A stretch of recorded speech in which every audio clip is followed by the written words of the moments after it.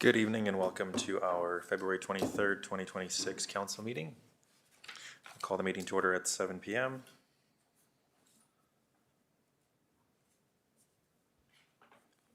Do we have any additions? No, Your Worship. Thank you. Have someone adopt the agenda, please. Deputy Mayor, all in favor? Carried. All right. So just before we begin with tonight's agenda, just want to acknowledge the recent resignation of Councillor Zatko. On behalf of council and the community, I want to thank her for her time and service to the town high level. While her time was brief, stepping into public service is never a small commitment, and we do appreciate her willingness to serve. Administration will be bringing forward the appropriate process to address the vacancy in accordance with the Municipal Government Act, and council will determine next steps regarding a by-election. Thank you. Seeing no delegations, we'll move on to the February 9th special council meeting minutes. Any errors? Councillor Langford? Was there not a motion to adopt the agenda?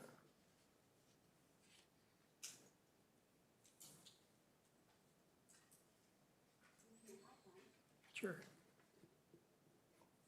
I'll move those minutes with that as amended. Okay, thank you. All in favor? Carried.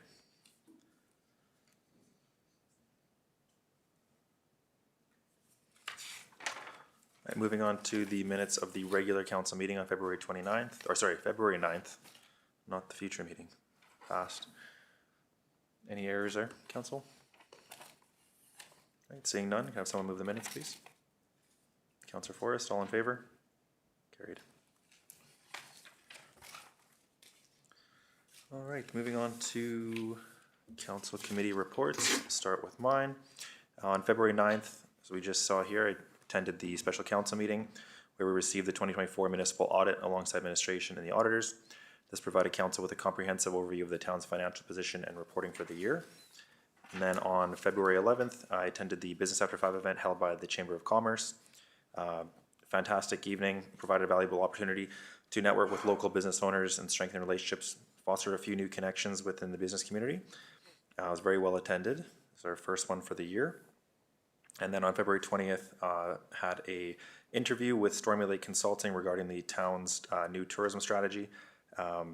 Interview went really well. Really nice people. They seem like they are, they have some great plans for tourism in the region. So yeah, and that is all I have to report. Any questions? Council, move my report, please. Which one had their hand up first? Mercury? All right, moving on to council reports. Deputy Mayor? All in favor, sorry? Carried. On February 11th, I attended the Mackenzie County Waste Commission. On February 19th, I had the AB Munis Committee orientation.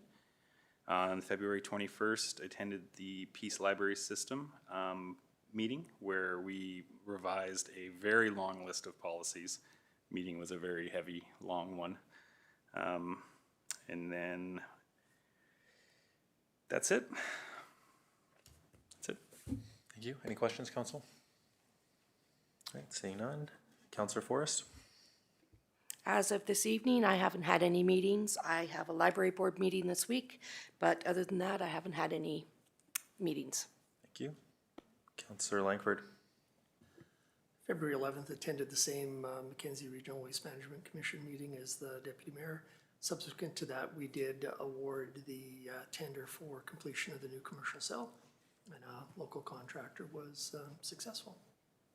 Fantastic. Nothing else. Is that the one that is going to be filled fairly quickly, or?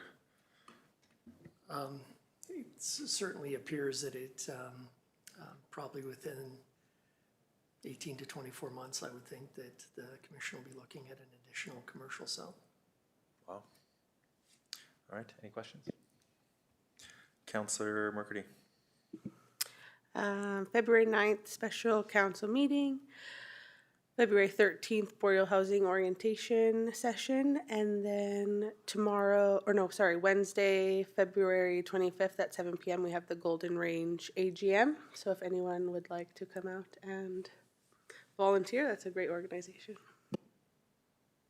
Thank you. Any questions? Where will it be? It's at the senior center just beside us here. All right, Counselor Scott? On February 9th, I also attended the special council meeting to review the 2024 audit. Thank you. Any questions? All right, seeing none, can I have some move council reports? Counselor Scott, all in favor? Carried. All right, moving on to administration report 7.1, Denny Fire Services Agreement. Good evening, Your Worship and Council. I will turn this over to the acting fire chief.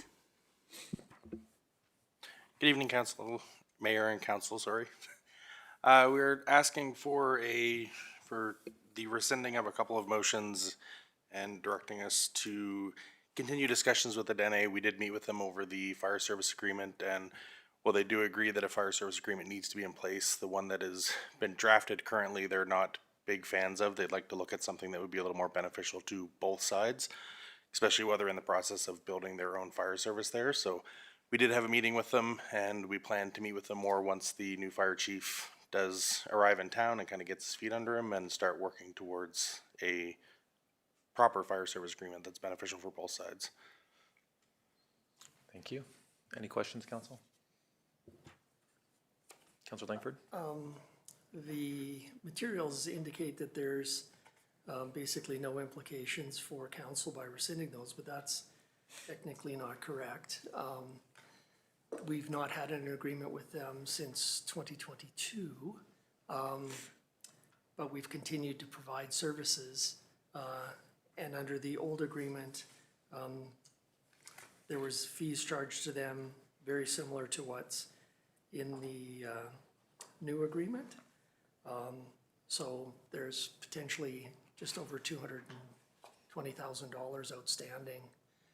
So my recommendation would be to table this until such time as there may be an agreement, but it's gonna have to be backdated to January of 2022. And there's gonna have to be recognition of the services that the town has continued to provide, including payment for those years. I know it's also not on the agenda, but I would also like to see resolution of the wildfire unit that they've had possession of for 3 years now, which I believe we've never received payment for as well. And I'm certainly prepared, as always, to be working with the Dene to come up with an agreement. We've had a couple of meetings with them where we've been advised that they were prepared to sign the agreement as it was, and then it never happened for whatever reason. And they can certainly obviously make their own decisions, but I'm just not in favor of rescinding these out of hand without having some retroactive agreement, because again, we've essentially been providing fire service coverage to them for the last 4 years for free, which simply isn't fair. Through your worship, I've been informed by staff that we have been billing them for the fire calls that our department had been attending there, and they are up to date with the payments for those calls. And as for the fire, the brush truck, when we met with them on February 3rd, I got a commitment that they will pay for it. So I just sent them a reminder today about the payment for the truck, and also asking them to send us proof of adding our fire department as additional insured in their insurance policy. Consumables, I think, are what they've been billed and have paid for. Here I'm talking about the $45,000 a year that the agreement sets out for capital and for essentially having a department to respond to their emergencies when they have them. So I'm prepared to move that we table this until such time as council has a full agreement to review. Any other discussion, council? All in favor? Carried.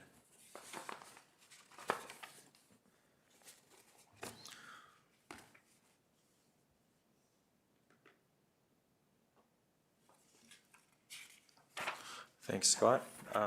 Moving on to 7.2 North Peace Regional Raw Water Feasibility Study. Through your worship, I will turn this over to the interim deputy CAO. Good evening, Myron. Good evening. Thank you, Mayor and Council. I'm pleased to introduce Vincent Lahaye from Associated Engineering. Vincent is project manager for the regional infrastructure for their company. He's been leading the project, working with the town of High Level and Mackenzie County, and will be providing a presentation and speaking on the status of the North Peace Regional Water Supply Feasibility Study. So with that, I'd like to invite Vincent to provide a presentation on the status of that project at this time. Good evening. Yes, if you could. Before I do, I undercounted. I've got 10, so I'm sorry. You're going to have to share. I'll just get you there. Pass those down. Okay.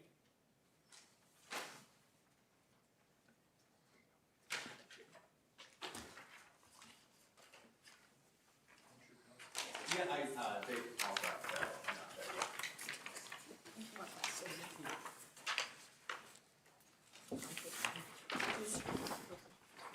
No? Oh, can I undercount?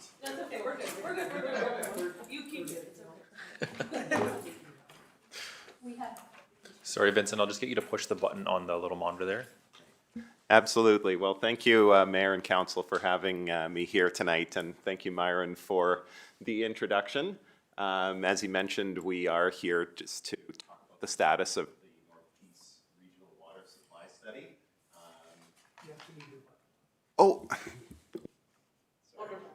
There you go.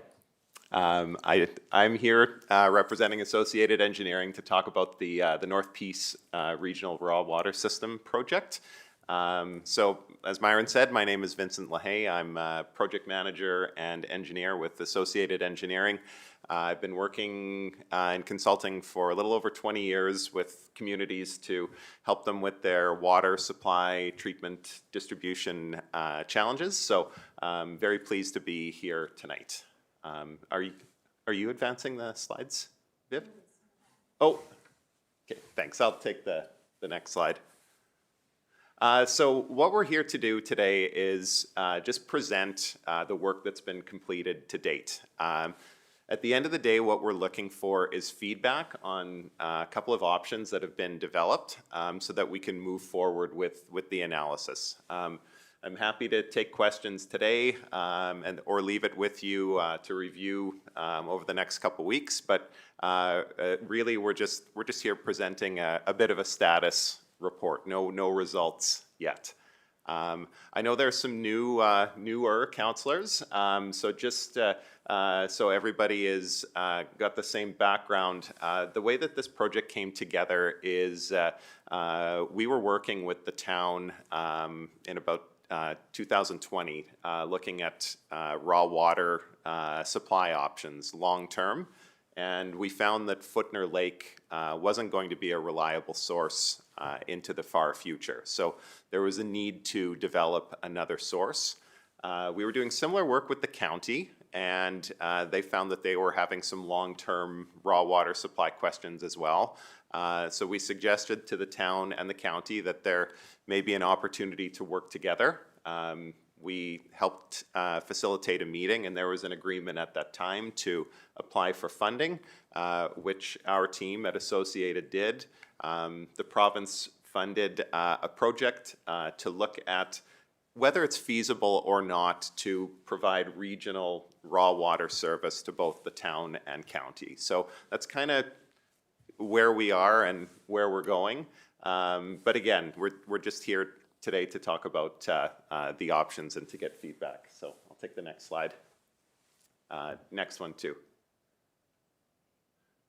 So the first thing that we did, I guess that doesn't show up on the screen. That's all right. The first thing that we did was just take a look at all the existing infrastructure that the town and the county has related to raw water supply, water treatment, and water distribution.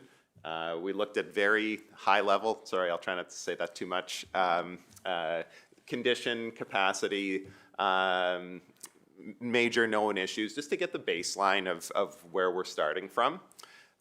From there, we looked at options for what, how could a regional water system be developed? And really there were two options, either coming from the Peace River or from wells. And we know there have been issues with long-term well supply in the region, so it was pretty easy to rule that out and conclude that the Peace River made the most sense. Once we had that in place, and sorry, I skipped a step there, or did I? No, what we did after that was just took a look at population statistics for the town and for the county and projected those forward for 25 years, just to get a sense of approximately what sort of service population we'd be looking at once this pipeline, should it be built, gets installed. From there, we worked with teams at the town and the county to come up with a whole host of different options, and we narrowed that down to 3, and that's what I handed out to you today as option 1, option 2, option 3.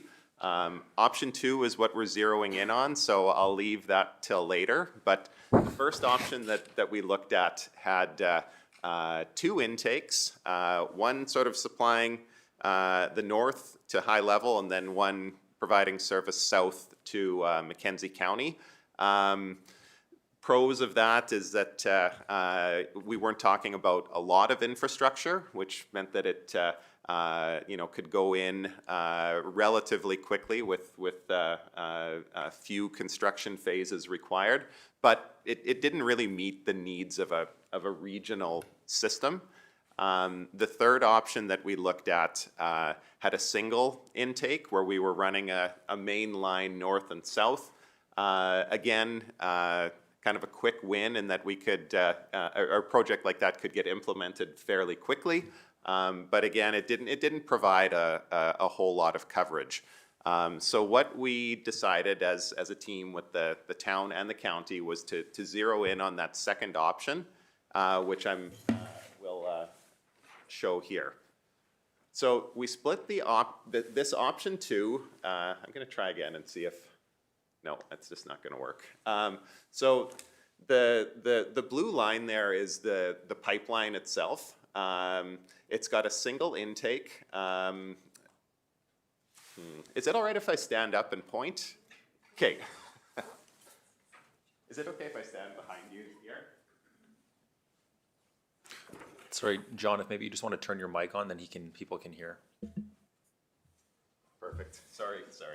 So it's got a single intake in this location here, just north of Lacrete, and then we're running north and west to supply Fort Vermilion and the town. The line terminates at both locations, and again is fed by this single source. In order to get water to the whole region through this single intake, we need to tunnel under the Peace River, drill pipe underneath, and just to make the pressures work in whatever size line we put in there, we'd need to pump sort of in this purple spot here, and then have another booster station located somewhere in that purple oval. This is nice in that, this is across both option 2A and 2B, but we've got a nice defined north side, a nice defined, that one will show up a little bit better? Okay. Oh, same issue, it doesn't show up on the screen. Yeah. So this is a nice system in that it's got good regional coverage across not just the town, but areas in the county that need supply as well. It's got this core piece, this dark blue line that kind of ends here, but that can be extended out to Paddle Prairie should the need arise in the future. So like I say, good base coverage initially and good regional supply. The positives of an option like this is we're just talking about a single intake. to service the whole community, the whole region, which, there's maintenance associated with those. But there is a very complicated and costly river crossing associated with it. So again, we've split this core option into two, and I'll take the next slide. No difference in terms of coverage here, but what you will note is that we've got this intake location, the same spot north of Lacrete, but then we've got a second one just south of Rocky Lane. That does hydraulically split the system so that we don't need to have that drill underneath. By splitting the system, we do avoid the need for those that booster pumping in the lines. We're able to get the water from south of Rocky Lane all the way to the town without additional pumping. And similarly, we can get water from Lacrete up to Fort Vermilion without needing an additional booster station. As with that option 2A, we can still extend down to Paddle Prairie in the future if needed. So these are the two options that we're looking for feedback on. And when I say feedback, that could be in terms of the alignment itself, service area, intake locations. We're open to any and all suggestions, including perhaps revisiting options 1 and 3. But we did feel that these two kind of option A and B of option 2 were the most promising looking. So I'll just get back to the chair there. Thank you for your microphone.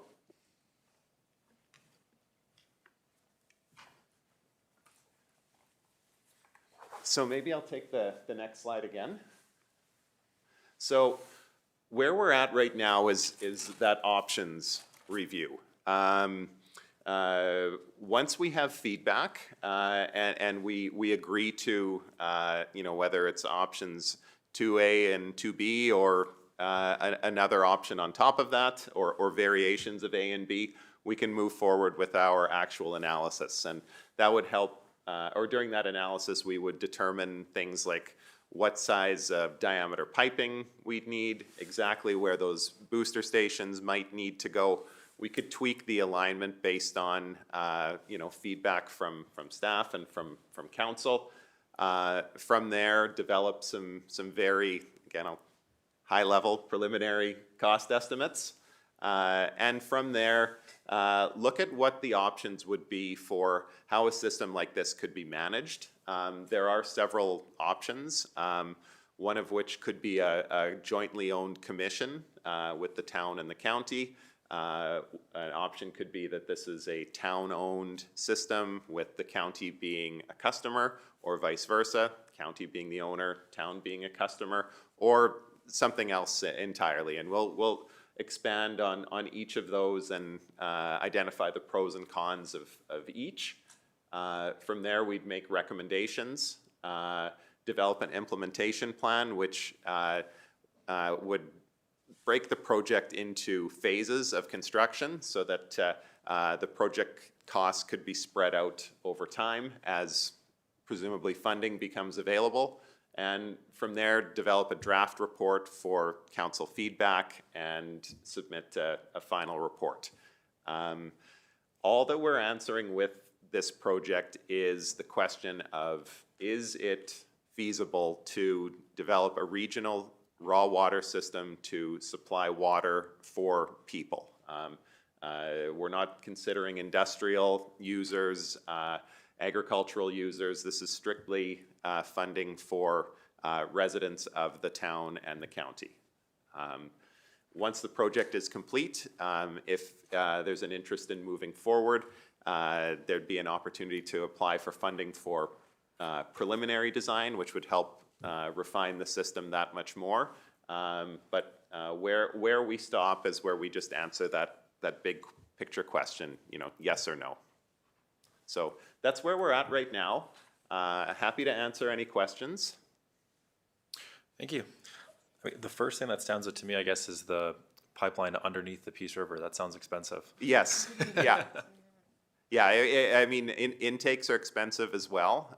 We're not in that cost estimate phase of the work, but regardless of which option, you know, you talk about, you know, costs expensive. We're certainly north of $100 million for a system like this.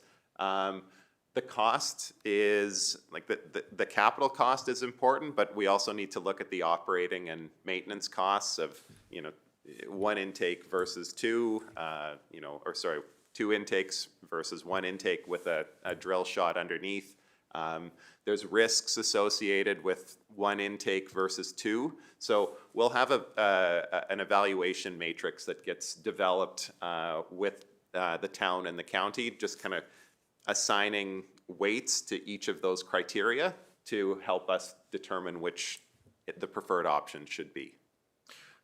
Just a question, I'm not sure if you'd have the answer to this one, but when we're looking at cost of transporting the raw water versus, say, treated water, what would be the benefit of that? I've had a conversation with the CAO regarding this, but if there was a treatment plant in the county somewhere, and then treated water was then transported to town versus us or just intaking the raw water, would there be any benefit to that? So I won't comment on the benefit of it or not, but what I can say is that this project is intended for regional raw water only. So each community would need to still have their own water treatment.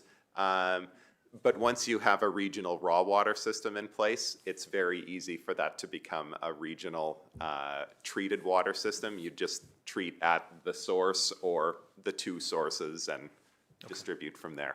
Okay, thank you. And we'll comment on that in the report, Mayor, but it won't. It's not a specific objective of this study. Okay, thank you. Councillor Scott? Is using the existing intake in Fort Vermilion not an option? No, there are concerns, or not concerns, that intake won't be feasible for the amount of flow that we'd be talking about, and there are. In addition to those capacity issues, the actual condition of it isn't reliable enough for the design horizon of this project. Okay. Councillor Langford? I think it's a great project. It's something that's going to be needed long-term, obviously, depending on the continued life of Footner Lake. But I guess you've sort of hit on, in the final report, you'll comment on one intake versus two, but in the two intake system, there's not going to be two pumping stations. So, you know, that's going to be a significant cost savings, not only capital-wise, but operational-wise as well going forward. And that's what we'll need to assess, is the differences of those long-term. To be clear, there are pumping, or there is pumping infrastructure that's required at those intakes to draw the water out of the lake and push it up the hill. But, you know, to your point, Councillor, there isn't the need for those inline boosters if we just have, or if we have two intakes as opposed to one. All right, and then if we had two intakes, I'm assuming it would still qualify as a regional raw water line, That's correct. because under the Water for Life, if it's a regional project, potentially qualifies for 90% provincial funding, whereas if it's not, it's only 50%. And those were some of the concerns with that option 1 and 3 is option 2 is a much easier case for it being a regional system. And then finally, to keep the costs of this part down, I'm aware that the county a number of years ago had done a study, an engineering study on pushing the Peace River, and they had looked at a 4-inch and an 8-inch option. Yes, And I want to, trying to go off memory, I think the 8-inch option, which was likely the preferable one, it was $12 million then, Yeah. just to do the river bore. yeah. Myron and John Greathead gave us that information early on in the project, so it's something that we have to consider. But as you mentioned, the cost has only gone up since then, and our pipe diameter, we don't know what it's going to be, but we know it's going to be at least 12 inches. So the cost is going to be way higher than what's in that report, unfortunately. Yeah, because I think the original cost estimate was 80 million, but that was a number of years ago. Yeah, And then perhaps John can comment that if there was a treatment facility at the intake, I think we would have to do some retreatment here just because of the amount of flow that would be in that line, the amount of time it would take the treated water to get here. I think that may cause more problems than it would solve, but we already have a perfectly functional treatment facility here, so at least in the next 20 years. correct, yeah, and again, just to be clear about the scope of work, there will not be a treatment component to this project. If it were to become a treated water pipeline at some point, to your point, you talk about how long it's going to take to push water out to the town or any end of the system, there would need to be rechlorination facilities in place to keep the water potable. Okay, and I guess just one other question, because you haven't shown it on here. But the Beaver did put in their own water treatment facility, and I think they draw out of the Boyer, do they not? I'd have to check on that. We haven't included it in that study infrastructure, but I left my notepad back there, but when I go back, I'll make a note to check on that so that we can.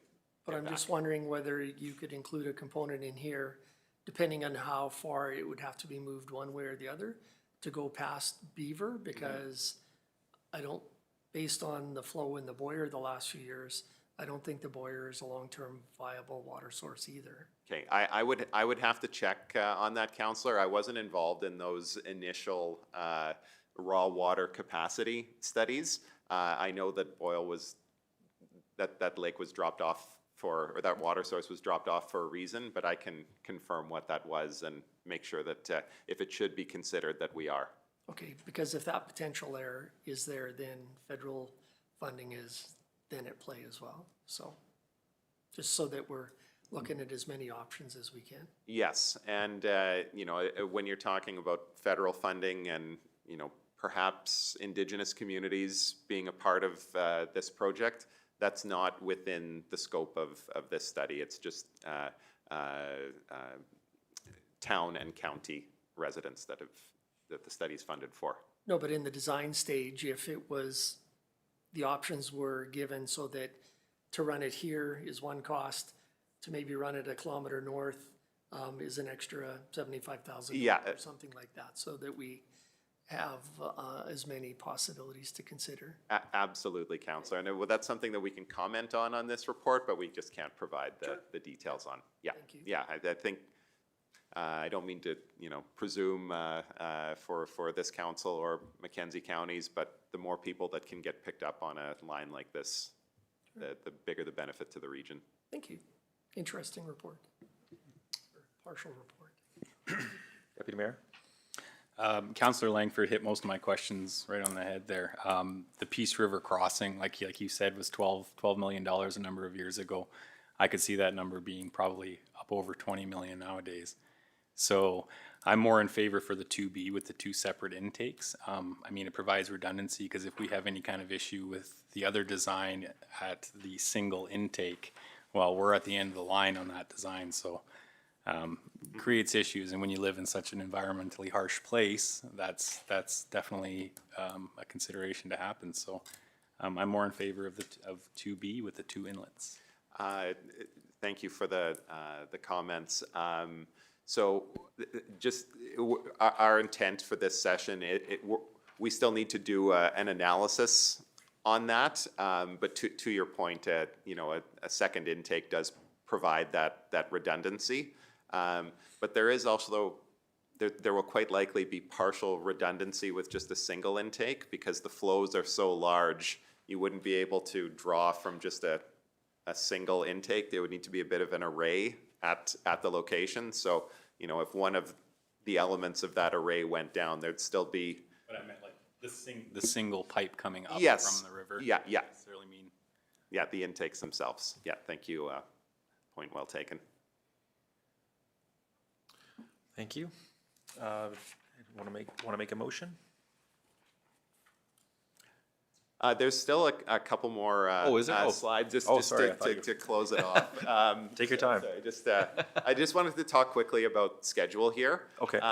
So the option analysis, I've shown that, that's presuming that we start fairly soon after this meeting. However, that's very flexible. We want to give council time to ask other questions if others come up outside of this meeting. So once we get the green light from Viv, from Myron, we'll move forward with that option analysis. But basically, we're moving in sort of 2-week chunks until we deliver the final report. We do that option analysis, come up with the cost estimates, develop those options for water governance, come up with an implementation plan, which is again how the various elements of the pipeline would get installed and when. Put everything together in a draft report, which essentially, we would want to be our final report, just to give to you for comment, and then update it based on comments received, so that we could, wrap it up by before the start of summer. But there really is no, that date isn't firm. We can push that as far out as is needed for the feedback to be received. Okay. That was it. I think there was a lot of good questions and discussions, but I'm happy to answer any more that come up now or later. I think we touched on all the important ones there, so. Through your worship, the interim deputy CAO has a few words for council as well. Go ahead, Myron. Okay. Thank you, Vincent. That was an excellent job in providing some background on the project. The decision was made to prepare terms of reference for the town in making application under the province's Water for Life strategy program, which was previously acknowledged. The grant application was approved and the project was initiated through a meeting that took place in January of 2025.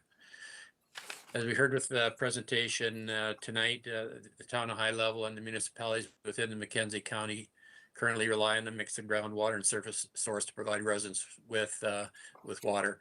Concerns over the long-term reliability of the sources led to the province to fund a feasibility study exploring these options for a regional raw water system and drawing from the Peace River.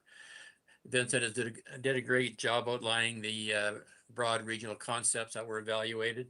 Early screening helps compare regional surface coverage, system redundancy, and operational complexity. From that review, as covered in tonight's presentation, 2 options were derived and are being advanced for each respective council's consideration, that being 2A and 2B. Both options do meet the core regional service objectives, and we hope that tonight's presentation helped support a selection. Having the respective councils reaching a consensus on the preferred option will allow AE to advance the project and reach the anticipated project milestones. County Council are going to be having the same presentation provided by Vincent Wednesday morning. So that's good that both presentations align fairly soon after each other.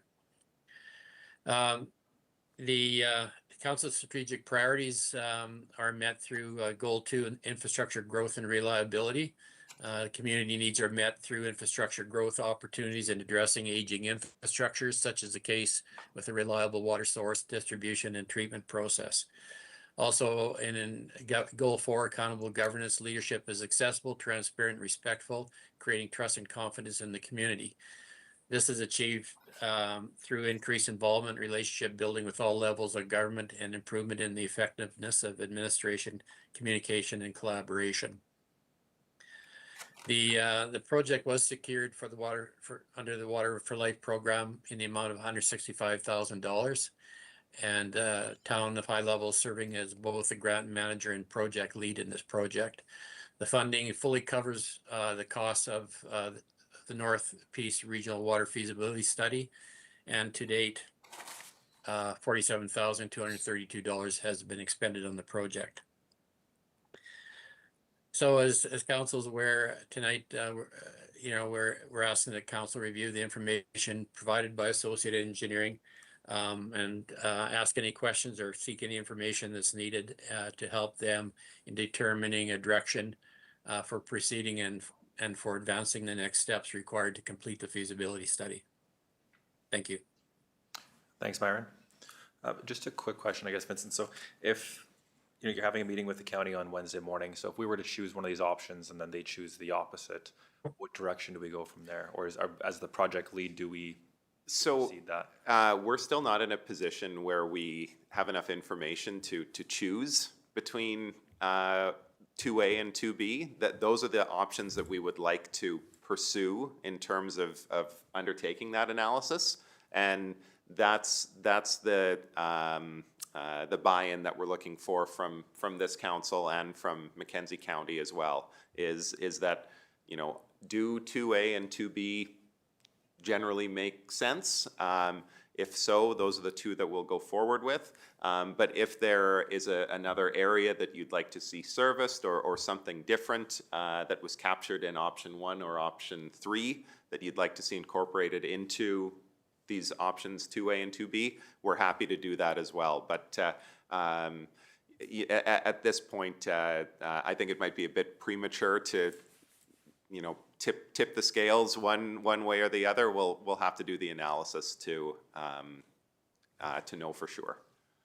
Okay, well, I mean, like our options here are asking for a decision based on the two studies. I mean, how would you like us to move forward with this then? Just accepting it for information for now? Yeah, accepting the information, and if there are no other questions, just indicating that you approve of Associated Engineering proceeding along that roadmap, the remaining steps to complete the project.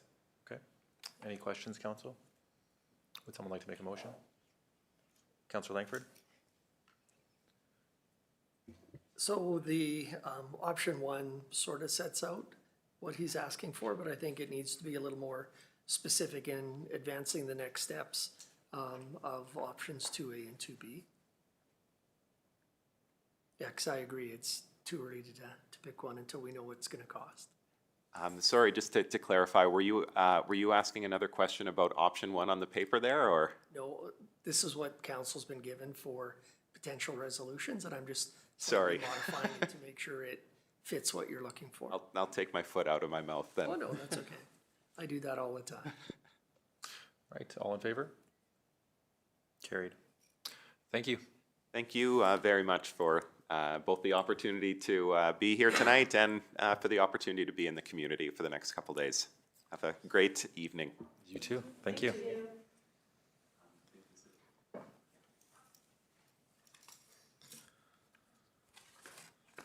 All right, moving on to 7.3 roadway data collection and pavement management plan. Through your worship, I will turn this over to the interim deputy CAO.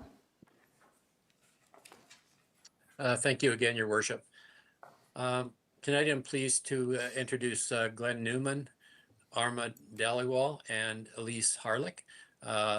They are here taking part in the meeting from Tetra Tech Engineering, and they will be providing a presentation on the roadway data collection and pavement management plan. And so with that, I'd like to ask them to proceed with the presentation. Thanks, Myron, and thanks, Mayor and Council, for the opportunity to meet with you tonight. As Myron says, we're here to do a brief presentation on the roadway data collection process and the data that was collected. And I'm going to turn it over to Arma Dhaliwal, who's going to take us through the presentation. Please feel free to ask any questions as we go along, and we'll be happy to answer them. Arma, could you go ahead? Sure. I just wanted to clarify, do I share my screen or do you have a copy of the presentation? If you could share your screen, I think that would be preferred. Sure. I am Can everyone see that? now sharing, and I'm just going to swap so that you can see the slide deck. Great. And can everybody hear me okay as well? Yep. Perfect. Right. So in today's presentation, we're really going to focus on the paved road network study that was completed. We're going to go through the data collection process and then summarize the current pavement condition status. And then we'll talk about the pavement management analysis and results. And then we'll talk about the localized settlement sites and how those are incorporated into the multi-year pavement management plan. And that will be the bulk of our presentation, but we will also briefly touch on the sidewalk management plan as well, and location referencing. The location referencing was something that was requested from us in the summer, which is why it's still included in the slide deck. But I'm going to move it to the very end so that we can focus more time on the pavement management system.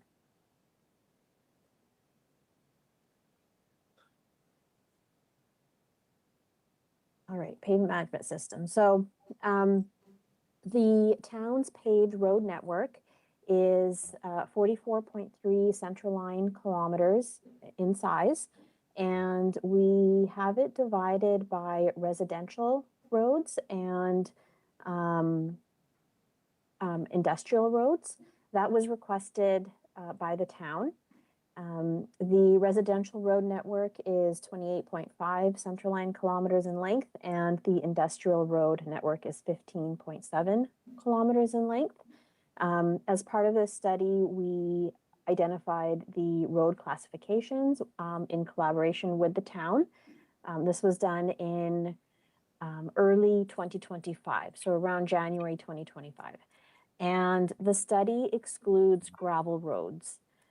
In January 2025, there was approximately 2.8 centerline kilometers of gravel road within the town's jurisdiction that was excluded. And the road classifications that were used included arterial, collector, local, and alleyway. And then this map here represents the network definition for the paved road network. So the condition data was collected in October 2024, and there were primarily, if you were to sum it up, there were pavement surface distresses, which were collected using a laser crack measuring system. And these images illustrate, this is a downward facing image of the crack map, and this would be a forward facing right-of-way image of the same roadway. So you can see in the downward image, you can see the utility cut going across the road. You can see these cracks within the wheel path. So that comes from the laser crack measuring system. And then the other main distress type that gets collected for municipalities is pavement roughness. That's also known as International Roughness Index.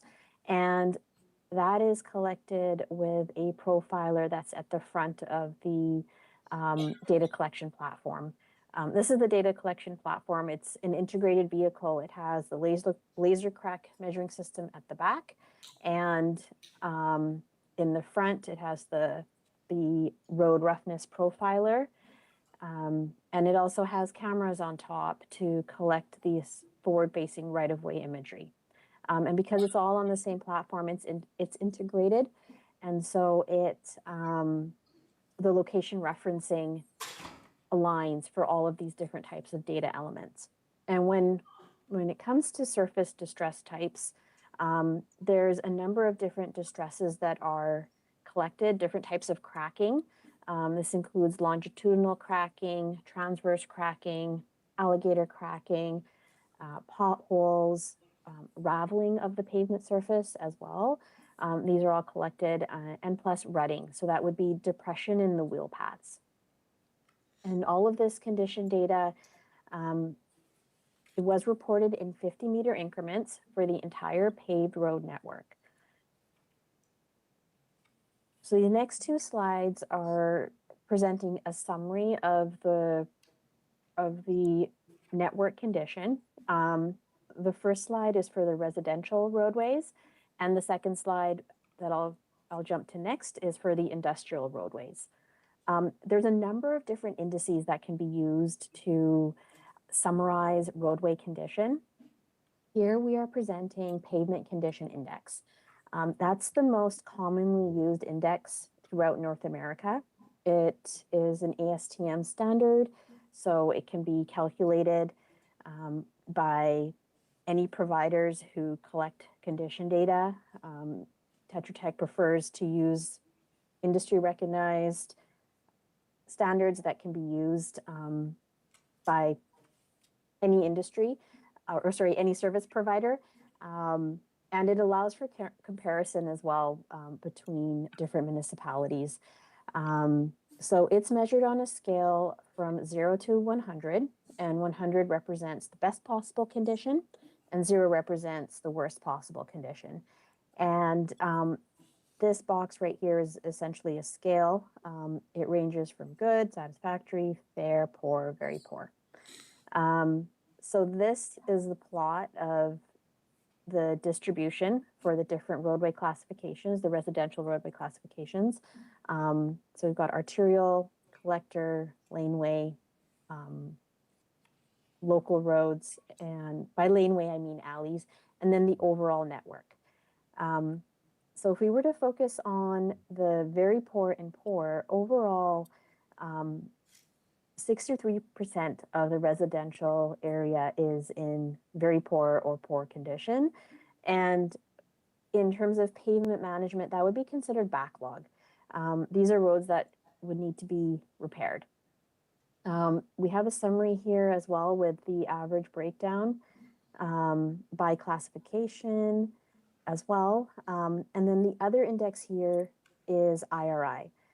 That's roughness. And the scale for roughness is provided below. There's a different scale for arterial and collector and local, and that's because vehicle operating speed also impacts sort of what somebody considers or what a road user considers rough.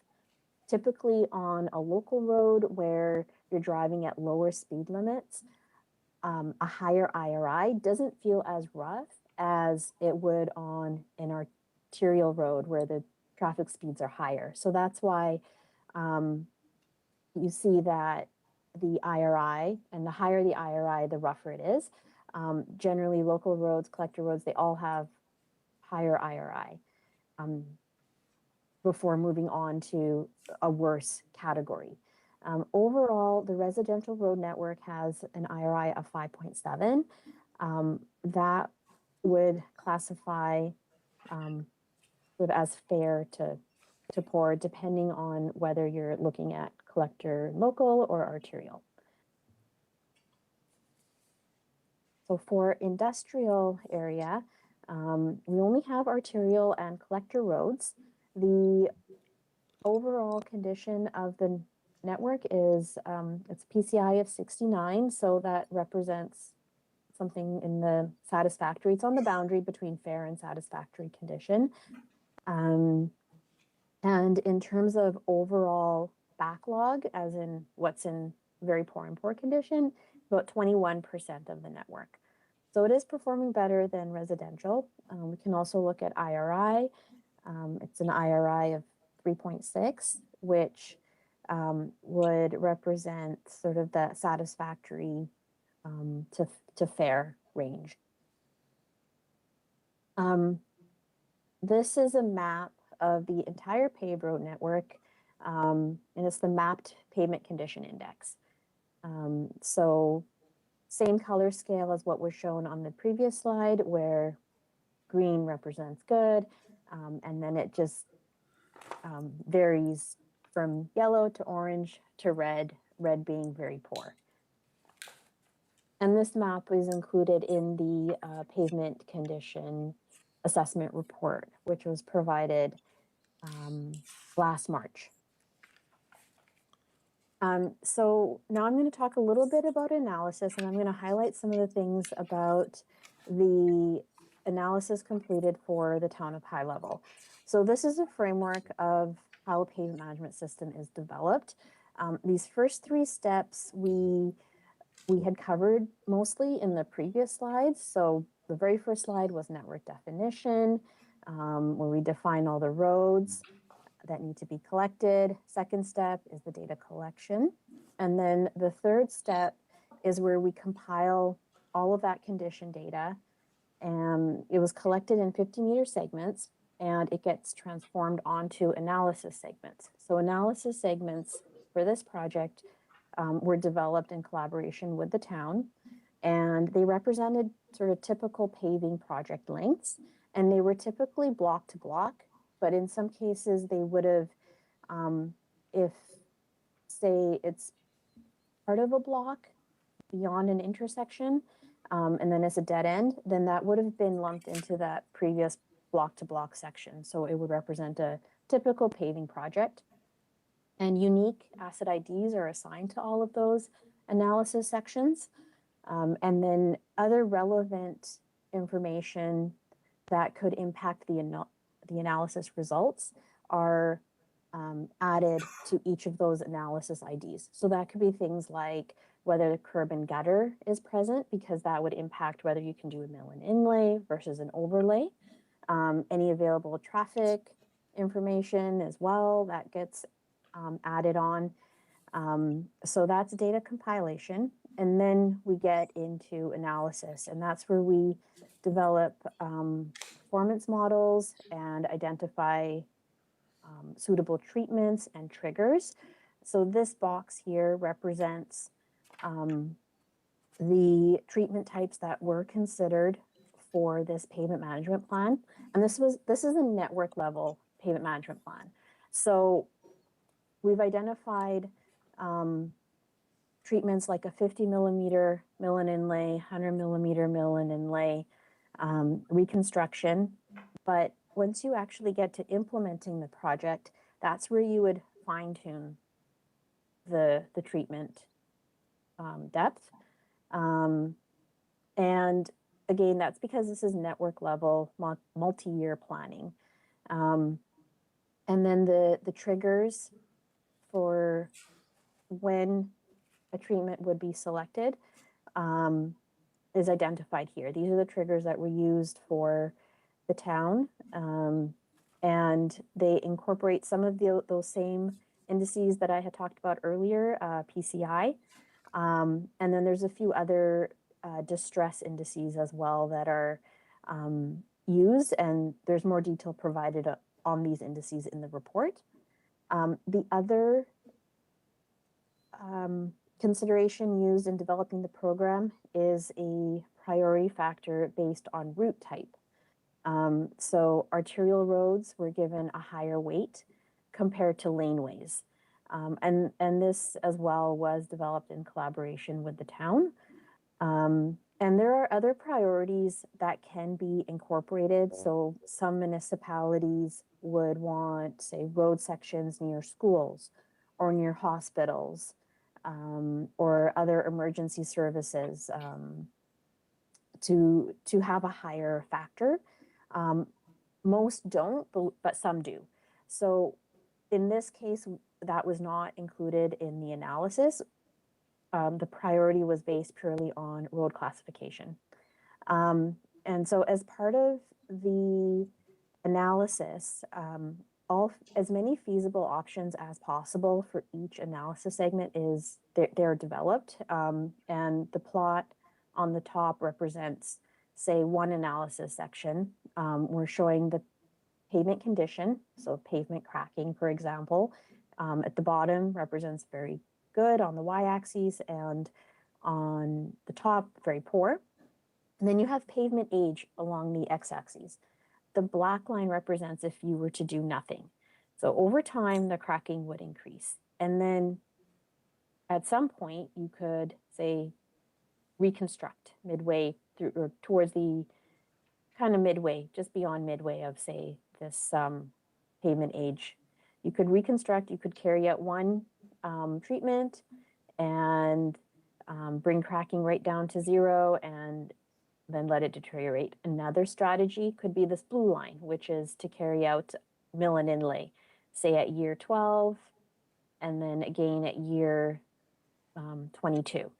And in our analysis, we develop as many strategies as can be developed based on these trigger criteria and the modeled condition. So we model crack initiation and crack progression, and from there we calculate these indices. And once all the strategies have been developed, then we optimize and come up with the plan that will give the highest cost benefit ratio for each analysis section, incorporating the priority factor. So this is how you would develop an optimized multi-year program. And then reports and spreadsheets and other GIS data sets are delivered for the program. So next few slides will present the program, the analysis results. This slide represents the predicted PCI condition for different funding scenarios. So the plot on the left represents the residential roads, and the plot on the right represents the industrial roads. So for the residential roads, we modeled 5 different funding conditions, and the red represents doing nothing. So x-axis is time, y-axis is PCI, with worst condition being at the bottom and best condition 100 being at the top. So if you were to do nothing, by 2044, your residential road network will deteriorate to a PCI of 20.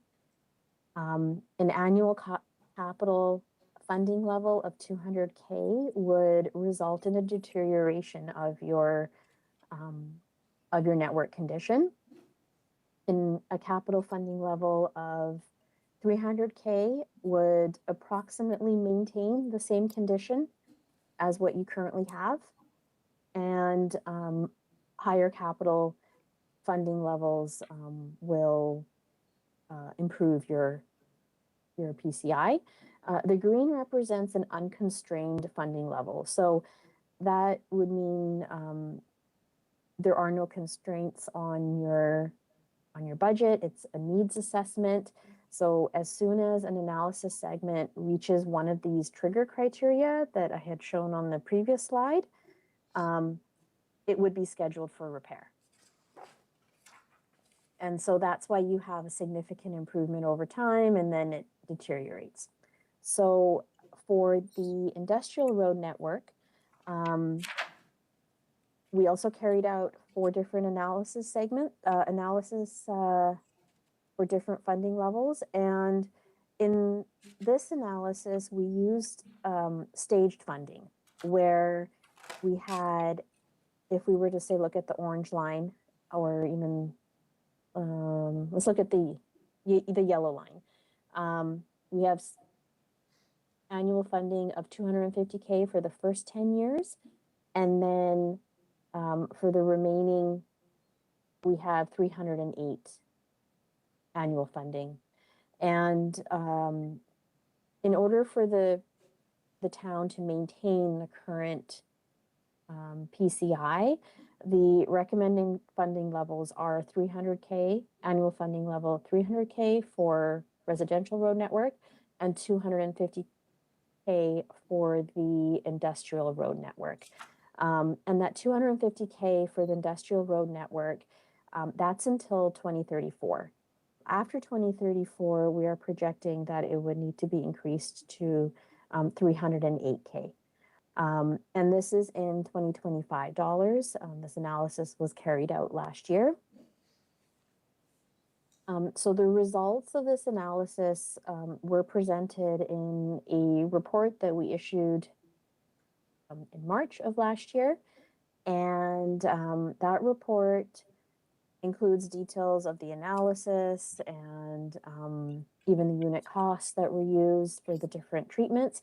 We've also included the 5-year paving plan. So it shows the roads that are recommended for treatment to maintain your pavement condition index. And this is the fully optimized. where you're maximizing your cost benefit ratio. So there's a map for the residential road network, and then there's a map for the industrial road network as well. Then in the summer, we started another study with the town. We were requested to take a closer look at the localized settlement sites. So at the end of August of last year, we had one of our field representatives visit these sites with the town. And these were all on the residential road network. These are the locations of the sites that were reviewed, and high-level cost estimates were developed to repair all of these sites. And these would be, I guess you could call maybe like, and date, Glenn, feel free to jump in, but I think these would be like Class D estimates. And that's because they were based on surface review. So there wasn't any detailed assessment done in terms of confirming the pavement thickness, or if there's additional underlying subsurface issues going on. They were based on an average asphalt thickness of 120 millimeters, assuming that approximately half a meter of the underlying gravel would need replacement. And then the locations that had curb and gutter present that was damaged because of the settlement, costs were included for those as well. And say if sidewalk replacement was needed or the concrete swale needs replacement, that was also identified based on site conditions at the end of August. And so there were a total of 67 sites identified on the residential road network, and the estimated repair cost was $324K. And these are not included in that network level plan that I had shown earlier, because the network level plan took the analysis segment condition and optimized that. And that plan is based on scientific principles. It's data driven, whereas the only way we could incorporate something like this, these localized settlement sites, is if we add in some priority factor that says these have to be repaired. Sorry, that was not Can I done. pause you just for 1 second? I just have a, Counselor has a question here. Sorry, so reviewing this settlement, localized settlement site map here, there's one very large settlement that has been missed on this map. Right where Black Spruce Drive connects with Bjornson Avenue on the south connection, just north of the WPT 35 dot. That intersection right there is very bad. You can't even drive a car through it. You need an SUV or a truck. So I feel like that one needs to be added to this list. Yeah, right about there. Right here? Yeah. Okay, Black Spruce. Just And that looking one at is, it. I'd say that's probably one of the worst settlement spots that we have in town right there. Okay, Thank you. that can be added. We do have a technologist in town, so he could take a look at it. We could add it fairly quickly. You might have to wait till spring. It's filled in right now. Okay. Yeah, just to add to that, we went through the sites with Keith pretty closely, and I wonder, Arma, if that's not included in one of the other rehab projects, because it is quite significant. And I'm thinking it wasn't categorized with the little settlement areas that we were kind of identifying, those utility settlements, right? So, Councillor, we'll take your point, but I think it might be covered in one of the other suggested rehab projects, Arma. Yeah, that's what I was. 'Cause it is big. That's what I was thinking at first as well. But going back through, the only one that it designates for that section of Bjornson Avenue just puts it as a yellow piece, but it doesn't actually like that. It's really bad right there. Okay. Okay. So that it didn't, and it's it's like a combination of 2 or 3 settlements happening right next to each other. So it's like riding a roller coaster going through there. Yeah, we'll have Steve pop out in the morning and have a peek at it, and we'll definitely update this if we've missed it. Okay, so what we did, since it hasn't been incorporated into the optimized program, really the best way to handle all these localized settlement sites, so that you can repair them as funding becomes available or in conjunction with other projects, other underground utility projects, was to add it to the unconstrained program.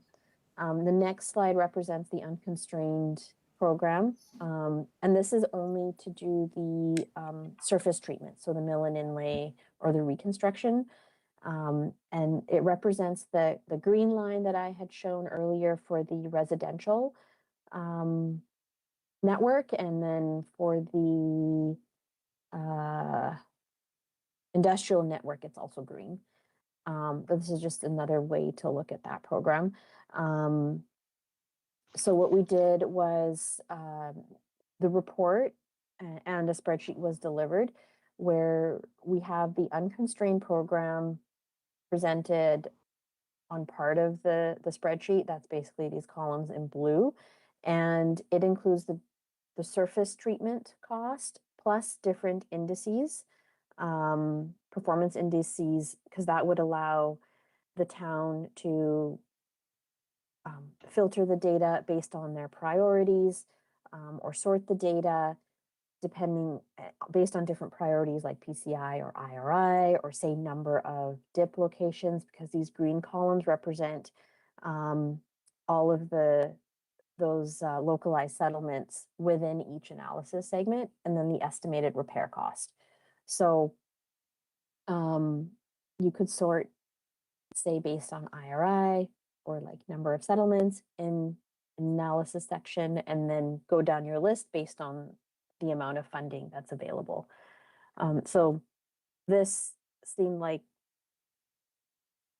based on consultation with the town last fall, really the best way to develop a plan for these localized settlement sites, because the funding level was unclear at that time. And the results were presented in an updated version of the report, which was issued in mid-November. So that's the payment management study. There aren't any questions. I can jump ahead to the sidewalk. I just have one question, Irma. So when it comes to repairing the sections that are settled, what all does that include in the cost? I just want to clarify, just because in the past, I've seen some of these attempts to be repaired, especially on Black Spruce, some on Bjornson, I believe, as well, where they were just milled and then filled and then repaved over top. And you can see it, I think it only took a few years until they were settled in again. So what exactly does the repair that's quoted on here include? It's something. Yeah, it's similar. I'll just jump in there, Arma. So, you've got a very good point, Mr. Mayor. I mean, the reality is these are deep-seated settlements of utility installations that, I've been up and I've had a look at them. The reality is that there was an inconsistency in the construction. The settlements are ongoing. And, I think in some cases, these settlements have been repaired and they have reappeared. The reality is that the repairs that we have suggested here, in my mind, would likely not give you a full repair. It's a Band-Aid. The reality is these settlements will continue to rear their ugly head until that settlement is complete. And in the clay soils we have in the high-level area, as we all know, those settlements can take years to occur. Yeah, I've been doing this for 46 years, so I have a pretty good feel for the area and what it takes to repair them. And in my mind, the real only way to repair these residential areas that are showing, especially the ones with all those dips in them, is to rip the streets out and to redo them properly. And that includes a lot of subgrade reworking to ensure that the proper compaction levels and moisture contents are achieved in the subgrade soils, and then put the granular base back on in the pavement. So unfortunately, we did add these in, as Arma said, after the fact, to put these sites in because they were seen as important to the town to address them. But you're right, Mr. Mayor, that if you go in and you just do this little Band-Aid work, it's not going to result in a long-term repair. That is a fact. I'll stop there because I'm sure there's a few questions on how we've presented these repairs and perhaps the strategy to maybe go in and look at them more closely and come up with solutions that provide long-term solutions where they're not just going to continue to reappear. You patch it, and a year later they're back.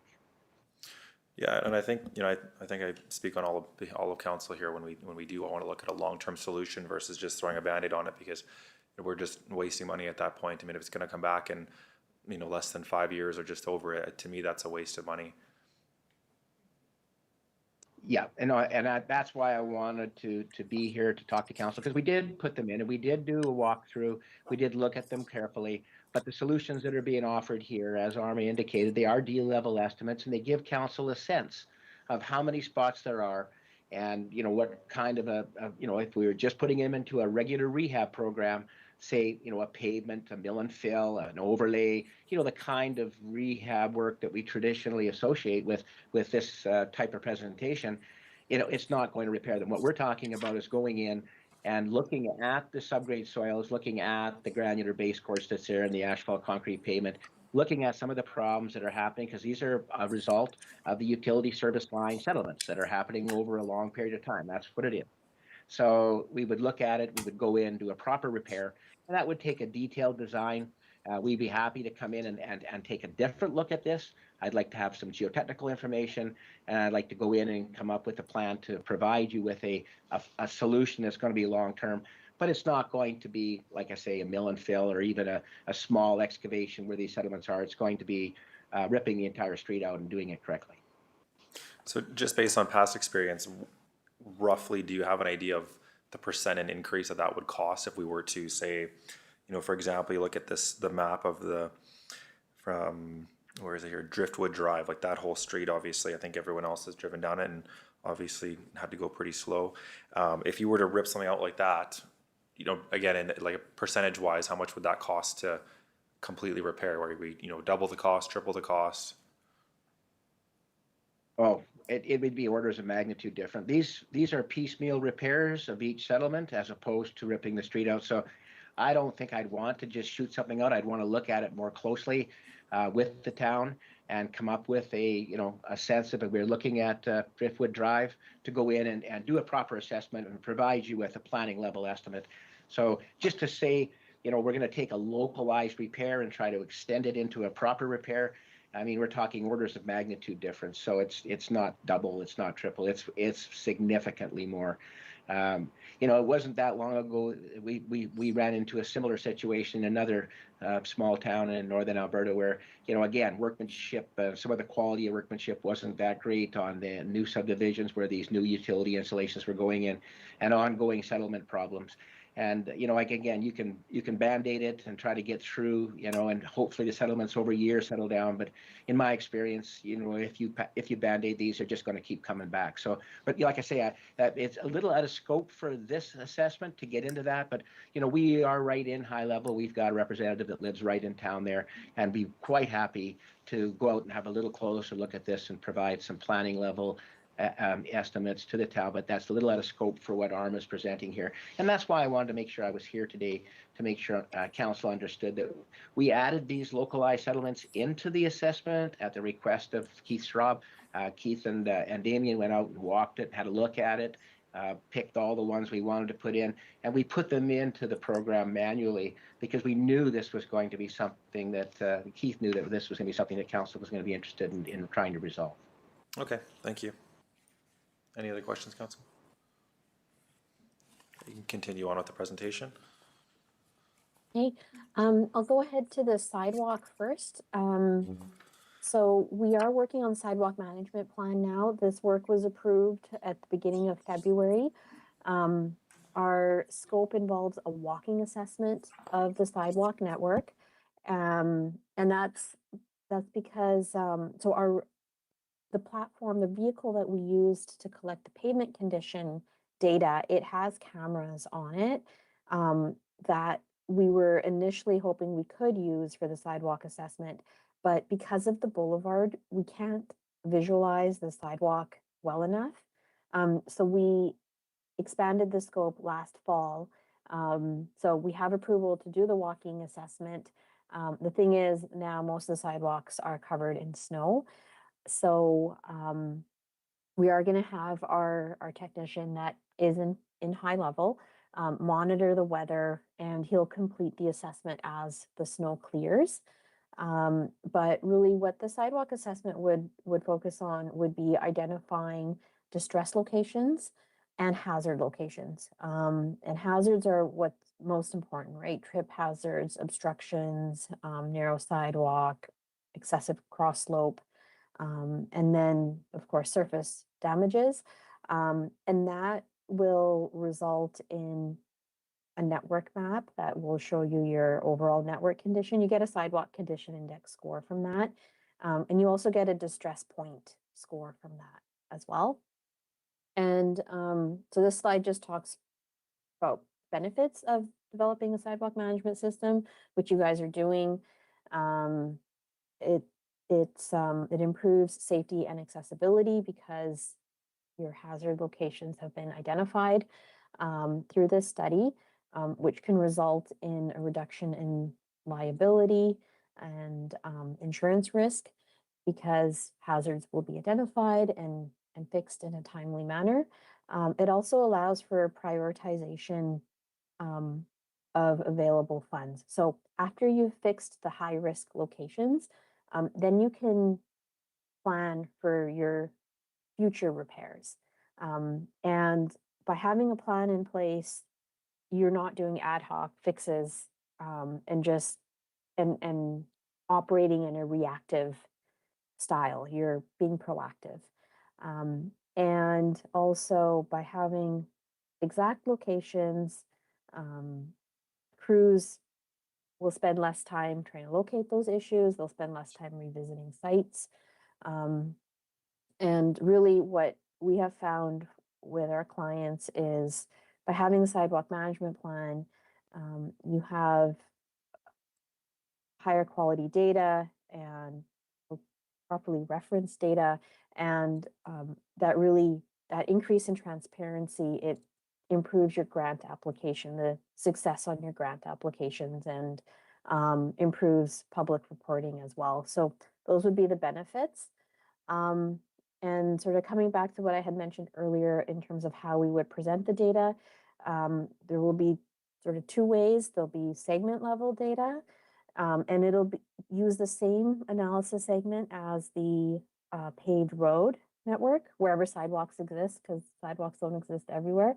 And then it'll include point distress data. So the segment level data is good for providing an overview of how the sidewalk network is performing. It's also good when you're reporting to the city or in your grant applications, sort of your network condition. And then the distress level data is useful to your operating crews so that they know exactly where they need to go to carry out the repairs. So that's just an overview of the sidewalk management plan. And now I will go back to the linear referencing system. So this was something that we were requested to add back in the summer. We to provide a presentation on location referencing because there are a few ways to reference data. I'm going to talk about linear referencing. It's essentially, and there's a map here that would show an example, but what it is you would have a route. So this is your road, and it has 0 at one end, and you station increases. But what some of the important elements are that each road would have a unique ID. And all the utilities are then tied to that ID, and they use the same measuring system. That allows for cross asset management. Because you'll have a plan for your pavement management system. Eventually, you'll have a plan for your sidewalks, utilities as well. They can be integrated so that your utility repairs are being carried out before the paving, not the other way around. So these points really just elaborate on sort of what the linear referencing system is, and really why it matters is it just makes it easy to identify the exact section of road, or if it's some other linear asset like sidewalk. It just brings everyone to the same framework, rather than having different methods for all your assets. And that will improve efficiencies when it comes to planning and then carrying out repair works. So again, some of this slide summarizes benefits. Some of these I already touched on, like the cross asset management, and it can be coordinated with this town's existing asset management system, which I understand you guys are using citywide. And for grant applications, there's higher success rates when your data is organized and the need for the funding is more obvious. Similar to the sidewalks, if your data is all located correct locations, it would result in less visits to the site and can result in more efficient repairs, especially emergency repairs. And technical benefits as well as when you're using a linear referencing system, it allows for historical data to be referenced back to that same point as well. So even if a road is lengthened, you would still use the same starting point, but you would, if it's lengthened in one direction, you would continue to count up. And it, as you do more studies, by locating the data at the same location every time, it allows for deterioration rates to be calculated and then models to be calibrated to fine tune your payment management plan in this case, because we're talking about payment management, but even for other assets as well, because you'll be using the exact same framework every time you carry out an inspection. So that touches again on performance model development. It allows for reliable trend and KPI tracking, and then integration with other systems such as citywide. And it provides a good audit trail as well, because there won't be confusion about where this data belongs. And this slide compares a few different systems. Linear referencing system we talked about. There's also GIS, which uses latitude, longitude. That's great for field crews because they can very quickly just record coordinates, but it becomes hard to talk in coordinates when you're presenting summaries, say, to citizens or applying for funding. Another system is to use address and intersection. There's some ambiguity in terms of, is it mid-block or like where exactly could it be? But it's also easy to use because people know streets and intersections. So there are pros and cons to both. What we really recommend is a hybrid system that uses linear referencing and GIS, because then you have a linear measure plus you have coordinates, and then you can select the method that you want to use depending on how you're reporting the information. So that's the end of the linear referencing, and that's the end of my presentation. So just one thing I wanted to add in, and I think you talked about it, and that is the curb and gutter assessment. So that was done last fall, right, Arma? And we have that data now. And where the sidewalk is hooked to the curb and gutter, we have that data, but where the sidewalk is separated by a median, that's where we were going to go do the walkthrough. But we do have really good data on the curb and gutter now. And of course, we all know that understanding the curb and gutter conditions when we're doing pavement rehabilitation is critical, because in many cases, we're looking at doing a replacement of the curb and gutter at the same time. So we got that last fall, and that's part of the program that we're going to be delivering, right, Arma? Yes. So just to make sure that the sidewalks we talked a lot about, but the curb and gutter is in there and will be part of that assessment. So I'll stop there. And any questions, Myron, I'm going to turn it back over to you. But any questions from council, be more than happy to answer. I know we've given a lot of information out. A lot of this information is already collected. The reports are done. Like the linear referencing system that has been incorporated in to work with the town's GIS in an overall infrastructure management plan that the town has invested in, that I think is going to help the town. As Arma said, with any kind of funding applications or anything, that you've got great fiscal management of the infrastructure system that can be married with underground utilities and all that stuff to provide one-stop shopping. So Myron, I'll give it back to you. Okay. Thank you, Glenn and Arma, for your presentation.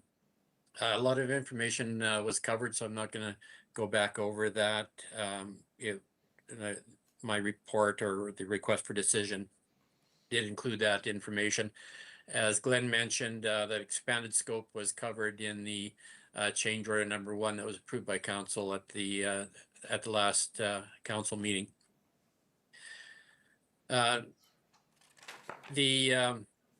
Going forward, we're looking at incorporating this information in the town's annual and 5-year capital plan, knowing that this is a very important key infrastructure component of the municipality, and that council is quite concerned to ensure that the roadways are maintained in an adequate manner. We'll be looking at all options going forward to address the settlements that were discussed tonight as well, plus ensure that future tie-ins of the town's infrastructure are done with proven engineering standards and practices. And I think that would start with updating the town's engineering standards and engineering standards. That document is quite old and needs to be updated and revamped to ensure that any infrastructure repair and installation done within the municipality are done in a adequate manner. I've listed council strategic priorities that are included in this initiative, and what we're looking for tonight from council is to formally adopt the roadway data collection and pavement management plan. Well, first of all, thanks Arma and Glenn for the presentation. Obviously, a lot of work has went into this. Definitely an eye-opener for some of us, I think. I guess my first question, Myron, is just, I noticed on the first page it says that this is issued for review. Are we expecting a final report before we adopt the plan itself? No, that plan is the final draft. I believe the reports that we will be getting on the sidewalk and curb would be a separate document. Okay, and we'll adopt those separately as well, I assume? Yeah. Okay. Yes. I think you answered most of my questions earlier. One of them, though, with the pricing estimates, are they based on like local northern pricing, or is that just a generic price when we're looking at the estimates on here? No, Mr. Mayor, we have tweaked those. We do a lot of work in your area, very familiar with the prices in Northern Alberta. Also work closely with your local contractors, Canelsons and the folks out at Lacrete for the underground. So we're talking to those folks regularly. We tender a lot of work in the area, so we're very familiar with local prices, and we do work with the contractors to make sure we understand, supply chain issues and what the current pricing is. So the prices that are provided do represent the price to pave it in high level. Okay, thank you. And then another thing I noticed on the report, it mentioned you can virtually drive down the street through the provided image logs. Is there specific training needed to go through those, or are they pretty easy to understand for staff that are, working with those in the future? Yes, they're easy to use. So they were delivered and hyperlinked in a GIS. So as long as somebody has access to GIS, they're hyperlinked, so you can just zoom into your road and you just need to use the hyperlink button and just press the arrow. The other way that they were organized is there's separate folders for each road as well. So you don't even really need GIS. You could just go into the folders and find the road name and sort through the photos that way. Okay, thank you. Councillor Langford? Thanks for the report. A lot of great information. I guess my comment's more for administration rather than you guys. So it's coincidental that your example for the linear reference system uses Rainbow Boulevard, starting at 0 and going around the corner there. So on the review, which was done in October 2024, it shows that that road is in fair condition. That literally was the newest pavement in high level in October of 2024. And I'm stunned that it's not in excellent condition. So I'm not sure if there's warranty issues or what the status was. Like, they probably had just finished that weeks prior to the survey being done. Like, I'm stunned that that shows blue. Through your worship, thank you for this information. We will look into it and report back to council. But other than that, great report, and yeah, look forward to seeing some of this in the upcoming budget. Deputy Mayor? I was just going to move option 1. Okay, any other discussion, council? All right, all in favor? Carried. Thanks again, enjoy the rest of your evening. Okay, thanks everybody for the opportunity to present tonight. Have a good evening. Thank you. All right, moving on to 7.4, carry forward and 2026 capital projects. Through your worship, I will turn this over to the interim deputy CAO. Thank you, CAO Foss. Council, before you tonight is a review of the capital budget carry forward projects as well as the projected 2026 capital budget. What we're looking at tonight is going over this information with council, have council review and consider, and bringing it back again at a later date and to seek some direction on these. The town high level has faced a challenge in advancing and completing capital projects over the past number of years. Reconciliation of grants and internal funding sources has been a priority, and work continues to determine the status of these funding sources. Numerous projects over the past number of years identified grant funding sources or town sources that were not followed through as intended. In many situations, many of these projects were funded from operations, which from a financial administration position is not viable and creates detrimental situations. Lack of staffing capacity in both administrative, financial, and operational oversight has also been a factor in the current situation relating to capital projects. A positive position does exist as numerous planning and studies have been completed or will be completed in the very near future. These planning documents and studies will assist the town to forecast more accurately future capital needs and funding requirements, especially for priority town infrastructure projects. And a good example is the road and sidewalk network that was discussed tonight. The current priority for administration is to bring closure to the carry forward capital projects and identify priority projects for 2026. A 5-year capital plan will be forthcoming in the near future, and consideration is required on information and recommendations provided in the numerous master plan documents that have been recently completed or near completion. Administration recognizes that the capital projects, both carry forward and current for 2026, are compounded and will require a realistic plan to undertake and administrate. Due to expanded capital project needs and financial uncertainties from a position of funding, it will be critical to prioritize projects with these challenges in mind. Administration will be seeking council's consideration and assistance in ranking projects with an emphasis on projects or upgrades and new works critical in maintaining and expanding the community's core infrastructure systems, including water treatment, sanitary sewer systems, stormwater systems, as well as streets and roads. Working together and finalizing a capital plan with a realistic program attainable both in operational oversight and from a financial viability position will be critical.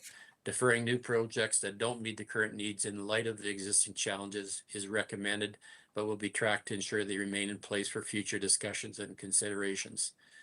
Discussions will take place with council together to develop ranking for the projects. Administration has assigned preliminary ranking to assist in decision-making and final determinations. This process may require further review and considerations beyond the February 23rd meeting. Additional time is required by administration to complete the reconciliation of existing grants, research grants for new projects, and to reconcile and determine town funding sources, and administration will be prepared to ensure any additional information is brought forward in the subsequent discussions. For subsequent review, administration will be able to provide additional information, more detailed funding options, and attach project numbers to better facilitate project tracking.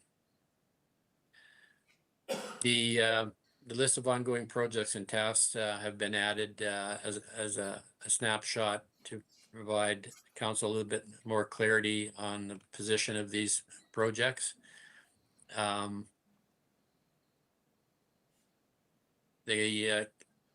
We also know that the current administrative capacity is limited to complete the numerous projects that are either emerging currently or in progress or have been stalled. Council will need to focus on a limited number of projects to assign to staff to complete in the 2026 calendar year.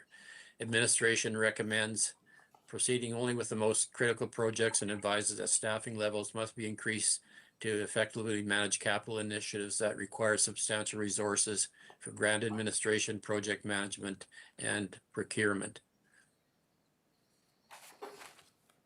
If council desires, we can go over the list of projects in the carry forward spreadsheet. Similar spreadsheets have been provided in the past to update council. As mentioned in this document, I have assigned priorities for these. Those may change depending on further discussions with council, but it's a starting point. We've also identified what the project budgets are and how much has been spent today on them, as well as what grant funding has been received and what other methods of funding would be explored by council to fund these projects. Your worship, how would you like to proceed in this discussion from this point? Well, I think it's just like going over to review and consider it. So, and council has any questions right now? If we want to, I don't imagine any decisions are being made on any of these right now. So, well, there's a number of large projects. Of course, council's been kept up to date on the water treatment plant treatment system. That one is still being reviewed, and information will be provided to council here upcoming in March. The 100th Avenue Road rehabilitation is a very important project, and as council is aware, that grant application went in November. And do we have a rough idea of when they announce the funding for that, or is it in May? That has traditionally been the end of May, first part of June. So we have had discussions with Tetra Tech on preparing the tender packages so that once we do hear, we can get that project out for tender right away. Otherwise, we would lose so much time, and the bids would be reflective of the fact that the project did come out late and would probably increase costs and things like that. So. Yeah, I guess that's probably my biggest concern, because if we're looking at May and June, I mean, that's when the season starts for construction. Exactly. So we're trying to jump into putting bids out the tender then for for a bid. I mean, I don't know if that's really cost effective at the end of the day, especially considering just the amount of that's going to go into that project. It's so large, I wouldn't want to rush into it. So, I mean, have we considered looking into this for NEC if we were to get approved for the funding? If the grant comes through, have we looked into waiting until next season so we can actually get proper, tenders out and give a good amount of time for people to actually send in their bid? Yeah, that would be an option, for sure. And the other factor is that the project went forward for a grant application with the underground sanitary sewer portion removed on the recommendation of Alberta Transportation. So that third project is that the sanitary sewer portion, and we would be looking for grant opportunities for that component of the project. Councillor Langford? Just in terms of the overall review and any decision-making, this is the perfect topic for like a committee of the whole. If we would have had this last week, that would have been fantastic. Like, this is a discussion that could take hours if we go through each of these in any kind of detail. So I'm just wondering if at this point we either defer this to the March committee of the whole or set a special council meeting just to go over the capital projects. I just, the amount of time that council's had to review this and, prepare some questions, during a regular council meeting probably isn't the appropriate time. That's just my opinion. Deputy Mayor? I agree with Councillor Langford that I would like to see this come back to a committee of whole.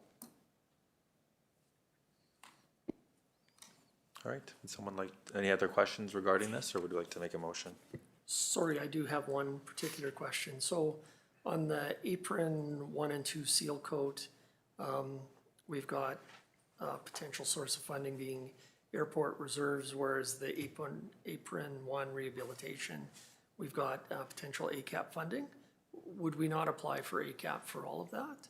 Like, we won't necessarily get approved for all of it, but we might as well apply for the projects that we have out there.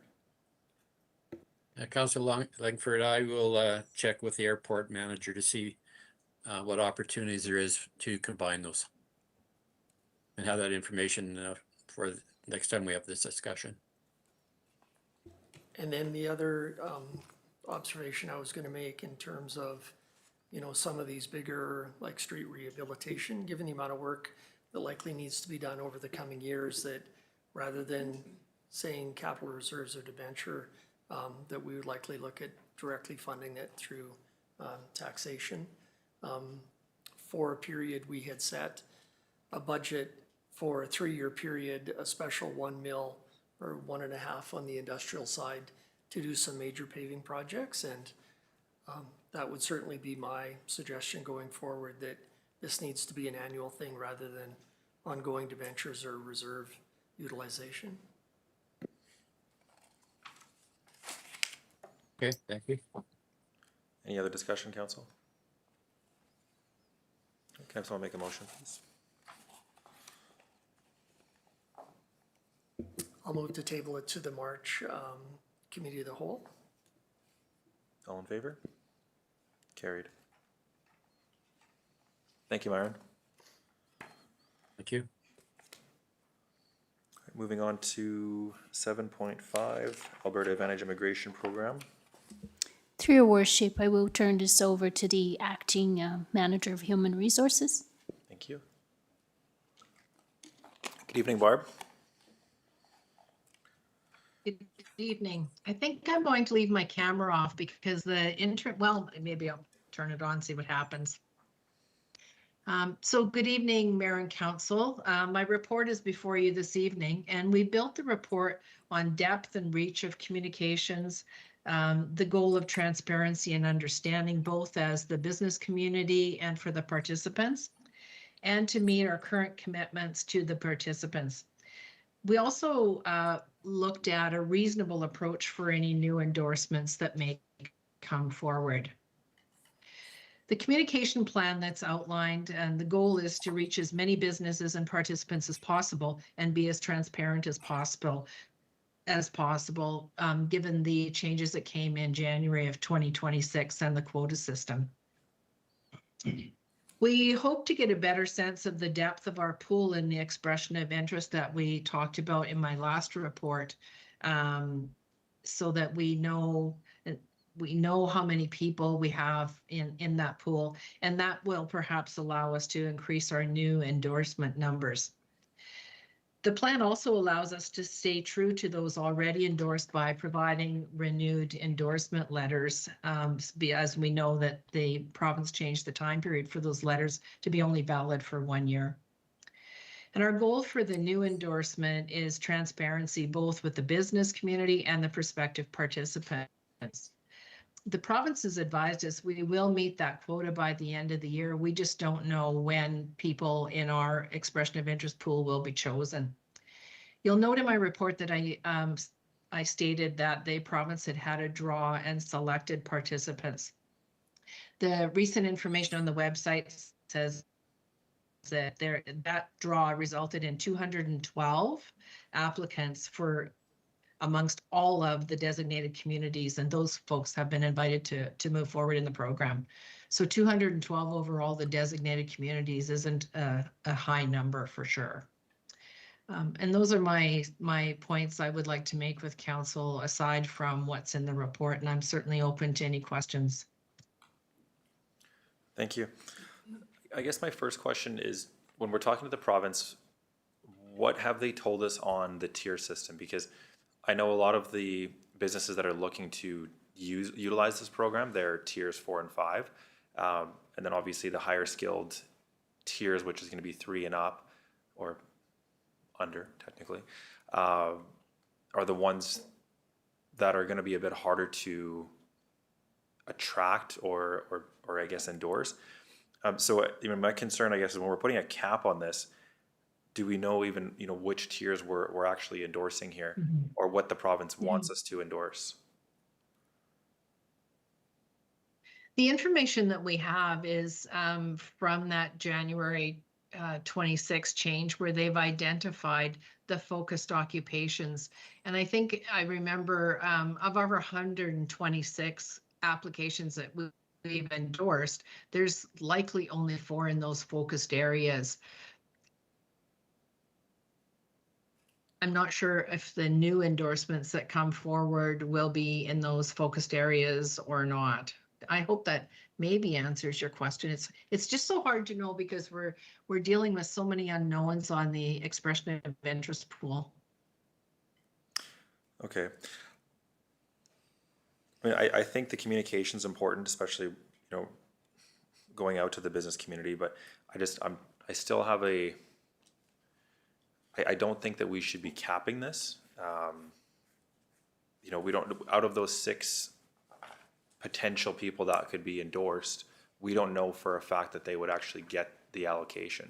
I mean, the math says it, is there. We had 126 come in 2 years and only 11 were selected or successfully selected. Mm-hmm. So again, I don't think that capping it at 6 is the smart move here. I think if we put a cap maybe on per business, that would make more sense, but to cap the entire program at 6 for the whole year just doesn't make sense to me. Councillor Langford? I couldn't agree more with the mayor. We've talked about this before, and my opinion's always been that, we're not sort of the regulator, we're not the screening party. Businesses can regulate how many endorsement letters they're looking for, whether it's 1, whether it's 10, whether it's 20. So I appreciate all the work that you've put into this, and agree with your preferred recommendation with the deletion of a maximum number, that we should be giving as many endorsement letters as the business community is asking for, and they'll regulate themselves, provided we do give full disclosure as to what we're made aware of the program by the province, and let them know, the selection criteria. Obviously, they already know the number for the year, but we just need to remove to a maximum of 6 just endorsements following full disclosure. And sorry, I'm prepared to move that as my recommendation. Deputy Mayor? Just in regards to that endorsement number of 6 again, so if we just start writing, like what the mayor and Councillor Langford are saying, just start writing all the letters that we're asked to write, is this going to put us into poor standings with this program? Like, would that lead us into potentially just being removed from it altogether for misuse of the program? Just to add on to that, I mean, I don't think that from my understanding of this report, is that we're not endorsing anyone that just asks us to write a letter. I believe there's specific criteria that still needs to be met from us in order for us to endorse the letter, correct? Yes, but what I'm saying is, so when we were told that the endorsements range for like you were saying, the job listings like 2 and up, essentially. So by us submitting these letters for the 4s and 5s, and knowing that the province isn't looking for those, but is that going to put us into a bad standing with them? Councillor Scott? So my understanding is that the business community will know the criteria that the government is looking for. So if it is that they're sending for a letter, they need to ensure that their employees meet these standards. Am I correct, Barb? They would ensure, before they reach out to the town, they will ensure that their employees meet these standards, and then we will provide the letters. So it's not a case of anybody who wants to get a letter applies. They have to meet these standards before they come to us, correct? So the process right now is that they make an application and there is certain criteria that they need to meet. The job offer has to be at least 30 hours a week. It has to be continuing employment. They have to have a valid work permit. And those are the top 3. So when they come to us with all of that documentation and a business owner asks us to write an endorsement letter, we check that they are meeting all of those standards. We will issue the endorsement letter, and the business owner will have to pay the fee of $1,250. So what we're suggesting is, irrespective of the cap, what we're saying is full disclosure. When someone comes forward, a business owner brings a participant forward and wants an endorsement letter, full disclosure. Here's the quota that we're working with, and here's the focused occupations that the province is getting for. And so there may be a sober second thought there if the chances are not as promising to be selected into the program. Yeah, but then wouldn't we want to let them know this before they waste their time? Absolutely, so for sure.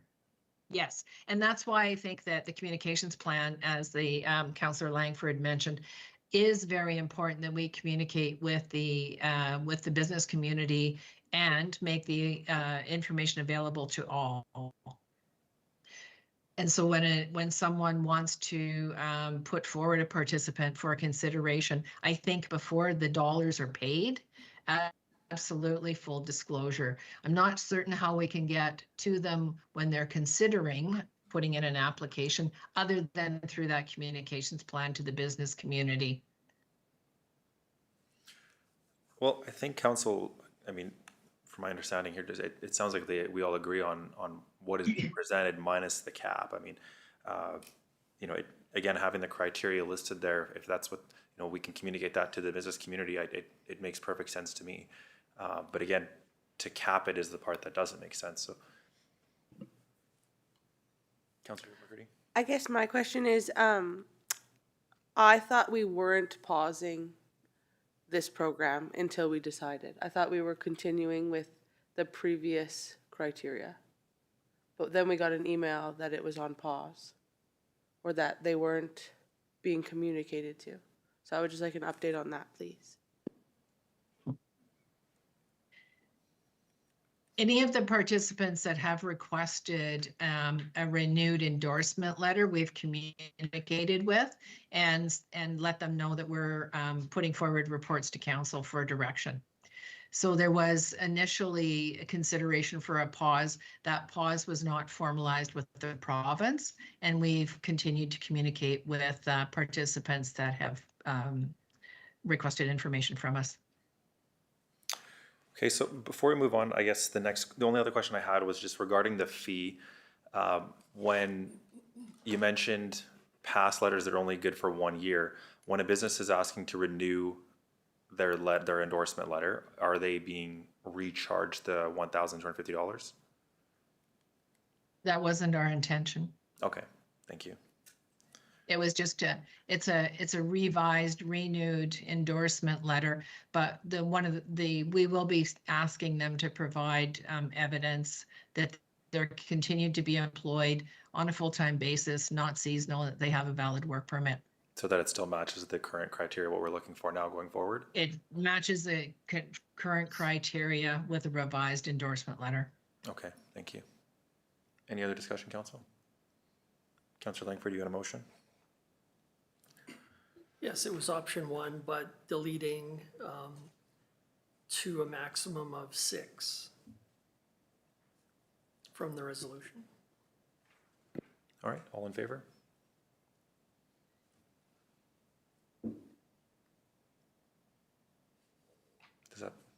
We're missing one, so there's only 3. Are you guys voting?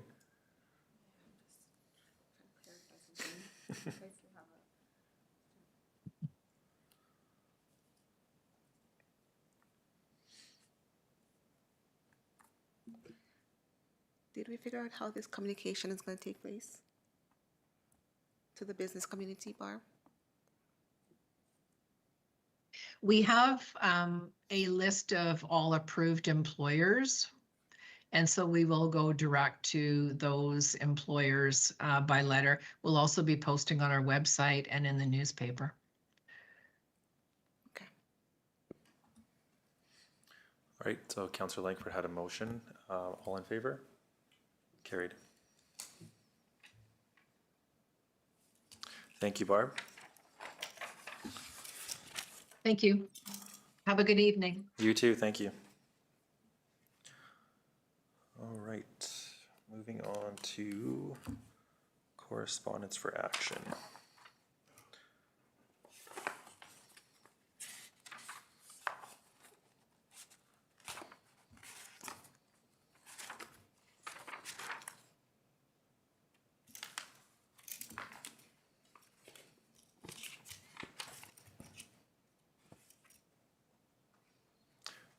I'm missing the page in my package here, which call for resolutions, what was that referring to?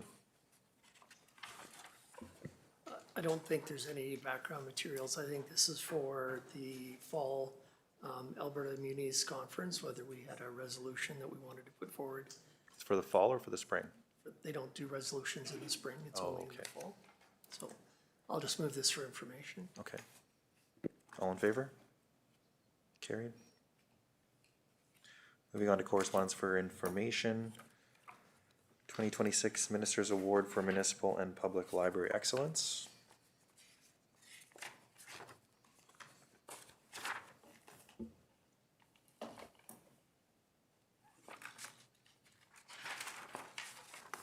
Do you want us to move those individually? Yeah. No, just all together? Okay. All right.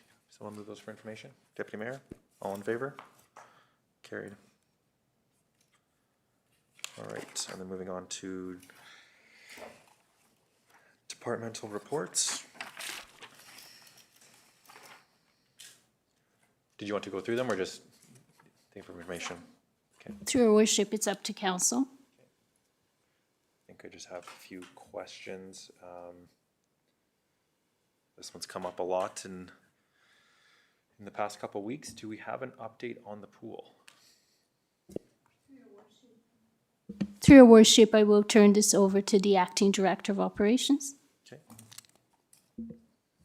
Good evening, Your Worship and Council. Today, actually, the engineers from WSP were on site, and this morning they completed the inspection of the aquatic center, all the mechanical, building envelope, and building systems to make sure everything's where they got a good handle on that.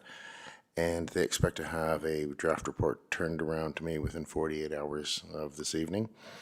While he was here, we also tasked him to do the exact same thing. So we have some groundwork and an understanding of some of the concerns that are arising at the arena and the curling rink as well. So while he was here, we made sure to keep him very busy and to get all the information that we could out of those two facilities. So again, should have the turnaround within 48 hours of the aquatic center, and then we'll be preparing a report for council from there. Timeline-wise, when should we expect a report? Are we waiting until our next council meeting, or is it an update gonna be sent to council between now and then? I think it'll take a while to decipher and then kind of get some cost estimates and flesh out a plan. I wouldn't want to rush anything before then, but at least I'll be able to have the data to really start putting some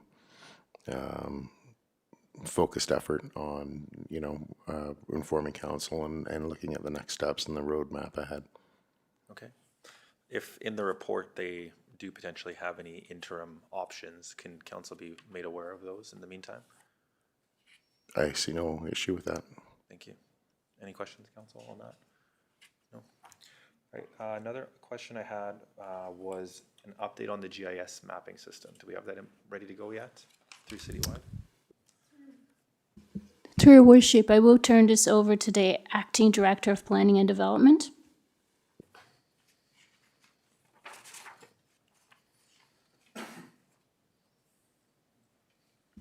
Jane, you are on mute.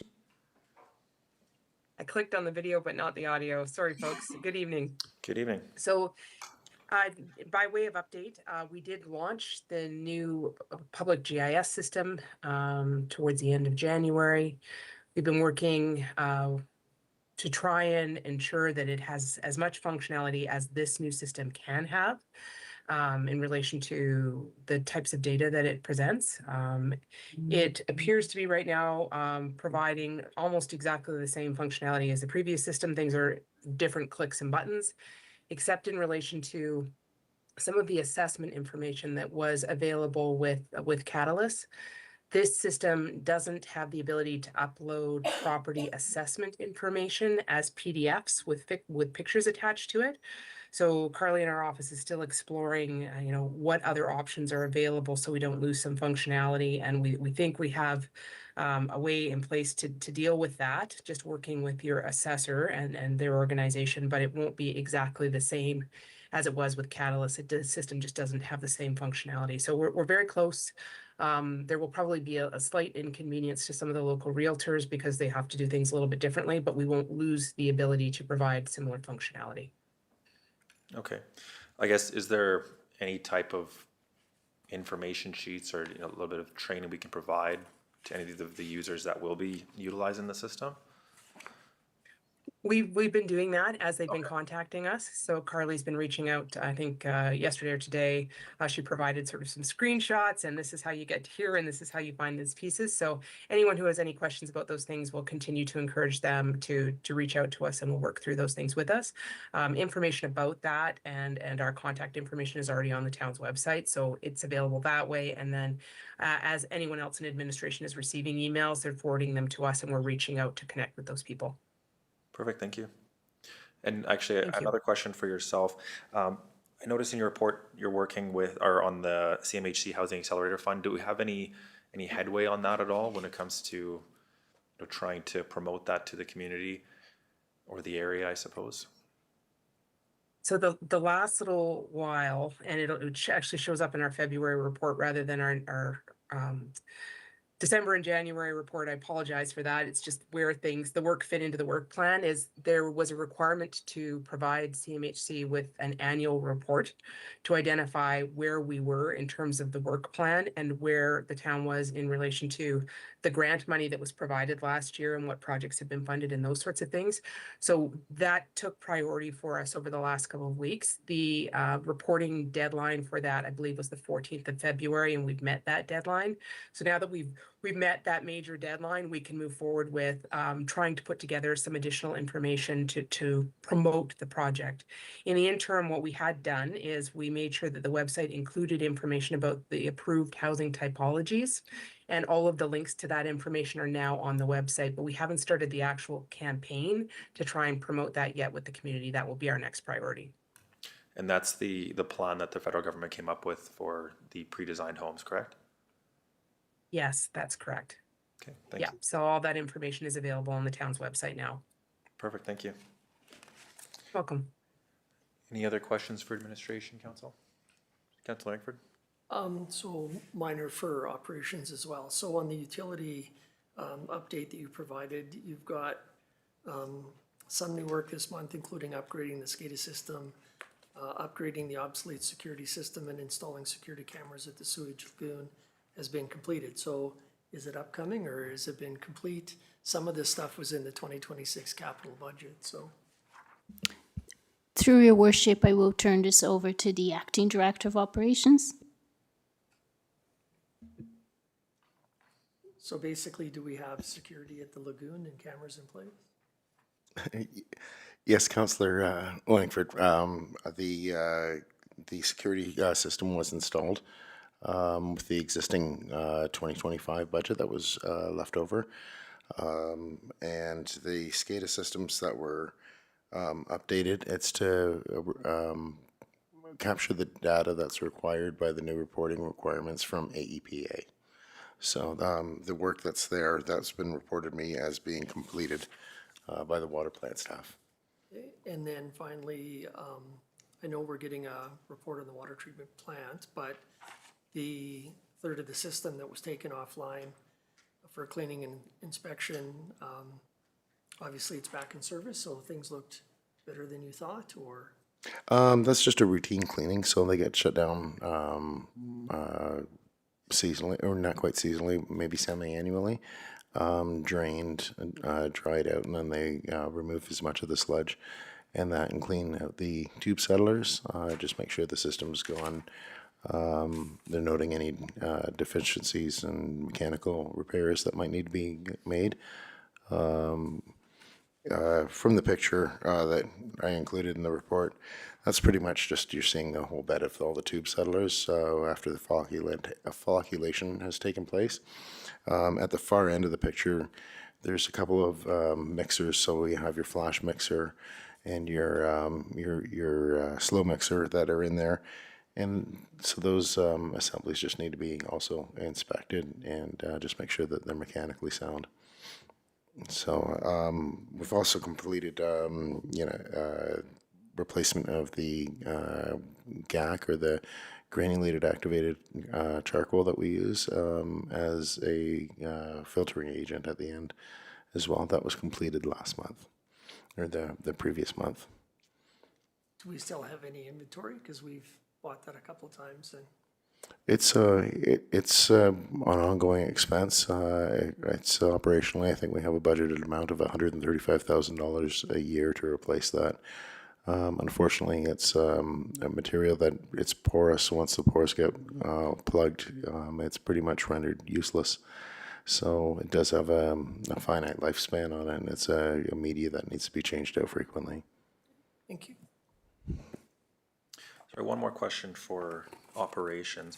I noticed in your report here, you had that the battery packs were replaced in the radar signs.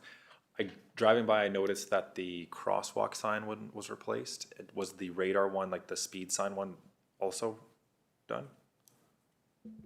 The radar speed sign was done. That was the one where we replaced the batteries. There was a head that was damaged on the crosswalk sign that we're looking at getting that fixed as well. Okay, I thought maybe it was replaced. I seen them installing a new one the other day. Oh, it might have been. I had just, I'm not certain on the individual one. The reason I bring up the radar one is just because I noticed that it was faulting again, I think this morning. So is there maybe, should we look into a different solution for the future if they're not going to be able to survive our Winters? Our provider, when we've asked them on that, they're not saying much can be done, and they just say, well, it's your harsh environment, it's the low angle of your sun.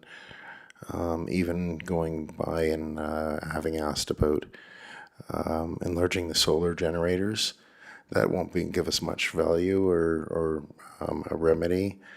The batteries that we replaced, actually, when we pull them out, they are 6-volt batteries, and the signs would work at 6.1 volt. They won't work at 6 volts exactly. So that 0.1 of a volt was making a difference between the existing batteries and the ones we replaced. And then within a few days, just the cold, low sunlight was running them ineffective. I know that our lead hand has been dealing with the provider of the signs looking for a solution. So I know that he made a call and was in discussions with them as recent as last week. Okay, thank you. And then I guess just last thing here before we move on, I see with the fire department report, we're already at, we had 67 calls in January, 5 more than last year, so you're already beating records. I don't remember seeing it in the end of December report, but did you beat the records for calls in 2025 overall for the year? No, actually, we were lower than we were the year before. We were about 40-ish lower. We finished just over 700, where the year before we were 740. Wow. Insane. And just last question, how many members are you at right now? We are at 28 members and 3 cadets. Oh, fantastic. All right, those are all I have for questions. Does council want to move administration reports? Councilor Mercredi, all in favor? Carried. All right, moving on to question period. I see our audience has left. So we'll have someone that'll end our public portion of the meeting. So if someone wants to move us into in-camera, thanks to everyone who has attended online. Councilor Forrest? Thank you. All in favor? Carried. Does anyone need a break? Take 5 minutes.